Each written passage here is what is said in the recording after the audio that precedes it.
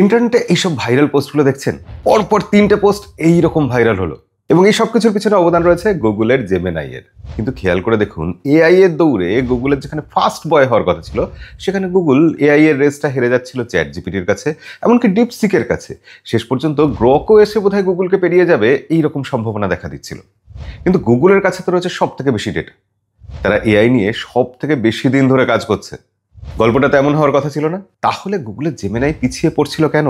আমার মতে জেমিনাই পিছিয়ে পড়ছিল মূলত দুটো কারণে। প্রথমত, জেমিনাই আমাদের মতো সাধারণ ইউজারদের জন্য ইজি টু ইউজ ছিল না। তার ফলে ইউজ করতে গিয়ে নানা রকম সমস্যা আসছিল, এরার দেখা যাচ্ছিল, হ্যালুজিনেট করছিল এআই। আমরা যেরকম রেজাল্ট চাইছিলাম সেই রকম রেজাল্ট পাচ্ছিলাম না। তার থেকেও বড় কথা, জেমিনাই এর মার্কেটিং ঠিকঠাক হয়নি।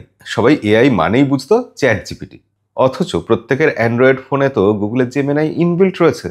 গুগল সেই অ্যাডভান্টেজটা নিতে পারছিল না শুধুমাত্র তার প্রচারের অভাবে। কিন্তু গেম চেঞ্জার হয়ে গেল VOE3। এটা সেই আলাদিনের আশ্চর্য প্রদীপের দৈত্যের মতো। তারপর আসলো ন্যানো ব্যানানা, আমাদের সব ইচ্ছে পূরণ হয়ে গেল। সাধারণ ইউজাররা এআইকে ভাইরাল ভিডিও বানানোর কাজে নিয়মিত ইউজ করা শুরু করে দিলেন। ব্যাস, আর কি চাই? জেমিনাই যে জায়গায় থাকার কথা ছিল, যতটা জনপ্রিয় হওয়ার কথা ছিল, সেই জায়গাটা বোধহয় ফিরে পেয়ে গেছে। এই ব্যাপারে আপনার কি মনে হয়?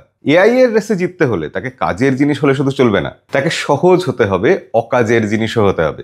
এই ব্যাপারে আপনার কি মনে হয় কমেন্টে লিখে জানাবেন। আর ভিডিও ভালো লাগলে আমাদেরকে ফলো করে রাখবেন। ফলো করুন আনন্দবাজার.com।